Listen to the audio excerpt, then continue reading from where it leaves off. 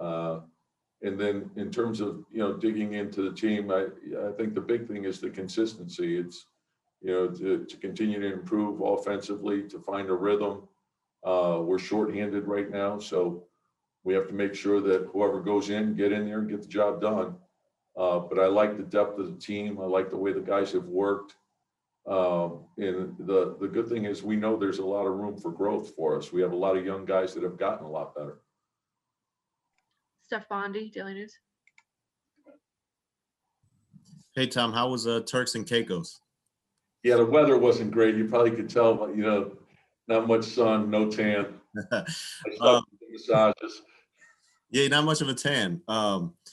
How's Taj doing? I saw he's been upgraded to questionable. Yeah, he's doing a little bit more. So he did, parts of practice today, and then we'll see where he is tomorrow. But we're encouraged by, how he's responded with his ankle. Mike Borkanoff. Hey, Tom, I didn't go to Turks and Caicos either. I was wondering, did Mitchell Robinson get reevaluated? And what's his timetable for return now? There's still no set timetable. He's starting to do more.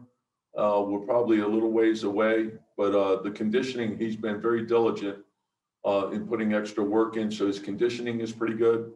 Like the basketball part, obviously he hasn't been able to scrimmage or anything like that. But he's, handling the ball with his left hand and doing a lot of running and that sort of thing. So he's coming along, and we just have to be patient and let it run its course. Ian Bagley. Hey, Tom, there's something about the way you smile when Mark asks a question that gets me every time. There was a report in the New York Post about the off season and that I guess when you came on that you had thought R.J. Barrett and Mitchell Robinson could be traded for seasoned veterans, and then initially you were hardly sold on Julius Randle, and so I read it. Who wrote that? Did Berman write that? It wasn't Mark. No, hey, look, when you come in and you take a job, the one thing, look, Leon and Wes have done an unbelievable job of, setting how we're going to go about our business. And, we studied the team, and then we played out the pros and cons of everything that we could do. And so I'm very pleased. And obviously, I feel very strongly about all three of those guys. And I think I've made that pretty clear all along. So I really haven't seen the article, so I can't comment on it. But I know I feel very strongly about those three players. Mark Berman. Yeah, just with Derek, it's been 8 days. Is there a possibility of him joining the team at some point during this 4-game trip? To be honest, I can't answer that because I don't know.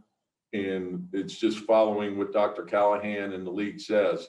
And so once there's clearance, he'll be available. And when we get updated, we'll update you guys.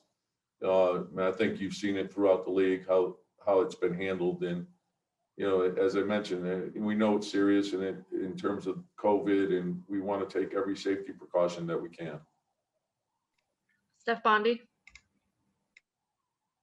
Hey, Tom, one more thing about that report that Ian mentioned. Another part of it was that you didn't always see eye to eye with Brock Aller in particular. And I was wondering, whether that's accurate and how common is that when, you have a staff and you're trying to build a team? And again, I didn't see it other than the Leon and Wes and the whole staff. It's a great staff.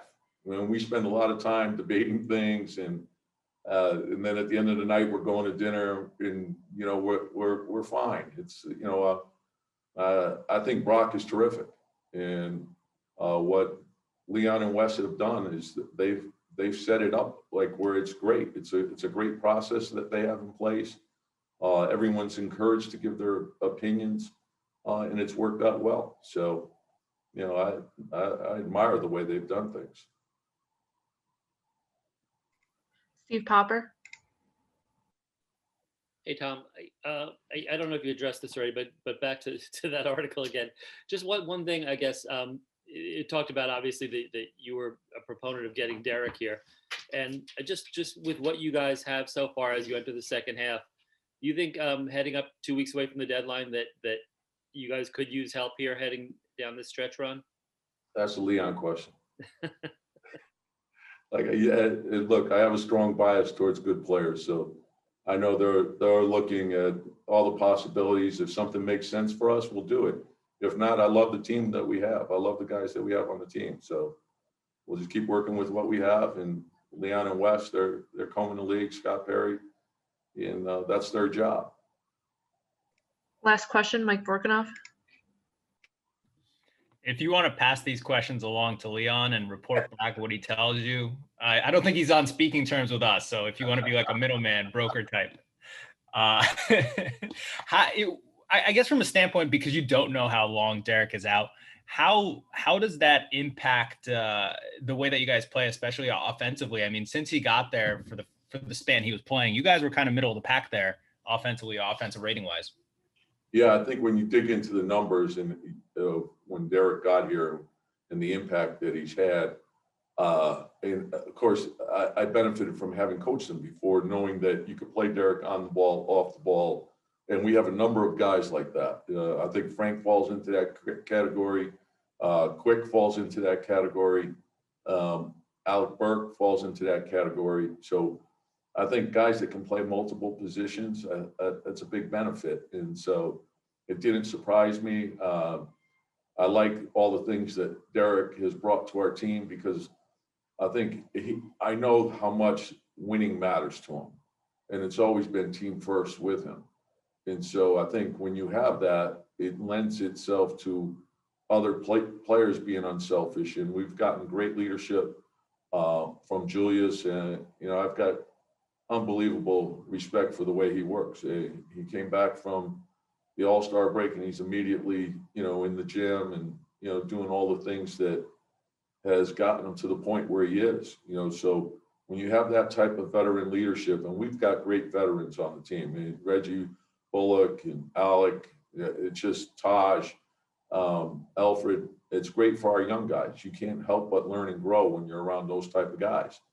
And so we got to keep working. There's obviously a lot of work to be done, but we're going to fight and claw and scratch and do whatever we can to continue to improve. Thank you, Coach. Yeah, thanks.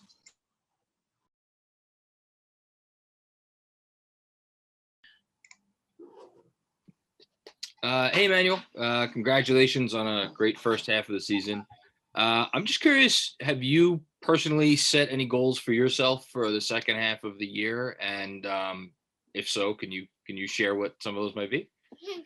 I'm laughing because I don't like sharing my goals with nobody besides the people like kind of around me. I was just talking to KP just now and shoot around that I needed to make my second half of the year goals.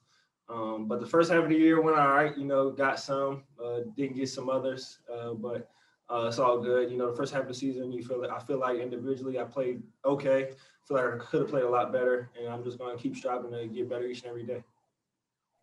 Steph Bondi. Hey, Emmanuel, what did you think about not getting named to the rookie Rising Stars Challenge? I think, and did you feel like you were snubbed, and is that motivating at all? Yeah, definitely feel like I could have been selected, but it's not ever a reason to keep working hard or continue to come with energy every day and be positive for your teammates and be there for your team. So just use it as a motivating factor. Some things you make, some things you don't. You get some awards you don't. You just keep moving, continue to work hard, and everything will pan out at the end of the year. Mike Vorkunov.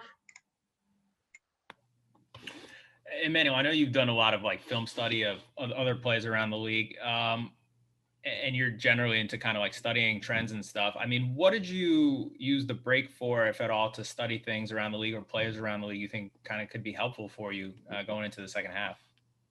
I'm not gonna lie, during the break, I didn't watch. I mean, there wasn't a lot of basketball going on. I watched Opie in the dunk contest. That's probably the only basketball besides college that I watched. So Really just used the break to get some rest, worked out. But that was pretty much it. Just, chilling and working out. I didn't watch too much film over the break besides Obi in the dunk contest and Julius an all-star. Ian Bagley. Emmanuel, for like a few of the last games before the end of the first half, you had shared the court a little bit with Frank Ntilikina. Just curious about what you thought about you guys sharing the backcourt together and just what you think about him in general. He's great. One of the best teammates, I think I've had since I've been here. He's selfless, wants the best for the team first. He works extremely hard. Like I said, he's a great teammate, and he's really skilled. Can defend, plays hard, can shoot it, does a little bit of everything. So, it's great to have somebody like that is really well developed on and off the floor. He's a great person off the floor as well. Mark Berman. Hey, Emmanuel, did you think Obi won the dunk contest? And also, could you talk a little, did your mother have a big influence on the way you shot free throws early and, as you were growing up as a kid? Obi definitely got snubbed. It was a good dunk contest. Obi did some crazy stuff though. I feel like he should have won, but that's neither here nor there. And to go to the question to my mom, she takes credit, but she can't shoot like me, and she knows that. My mom helped me a lot, but where I take in her free throws and my free throws, I think I'm on another level, and I hope she sees this. Steph Bondy. Hey, man, just back to the Rising Stars thing. Do you think because you were such a late draft pick and, you didn't really blossom till your last year in Kentucky or really didn't get the opportunity till then, do you think that you still are overlooked a little bit and have something to prove? Definitely. I feel like, whoever it is, I said this since the day I got drafted. I just try to prove people wrong and prove myself right day in and day out. I try to control what I can control. And that's something that I can't control. Being selected to a Rising Stars game or whatever the award may be, I just try to control what I can control, go on every day and work hard and get better. Like I said, at the end of the year or at the end of my career, whatever happens, everything will pan out. And I'll get what I deserve in the end. I just got to keep working. It's a marathon, not a sprint. So. Mike Vorkunov. There's a story the other day saying that William Wesley was the one advocating for you to get picked by the Knicks in the first round, and it was really behind it. What's your relationship with him like? Do you know him well? Yeah, his son was basically not my roommate. He was kind of like across the hallway from me. Both years I stayed at Kentucky, so I know him pretty well. And then obviously he has a lot of connections to Kentucky, knowing Coach Kenny Payne and all that. I did see that story about him being a big advocate and trying to get me. I'm glad they picked me, and I thank God that this is the journey that I'm on. I'm glad to be a Knick. Thank you, Emmanuel.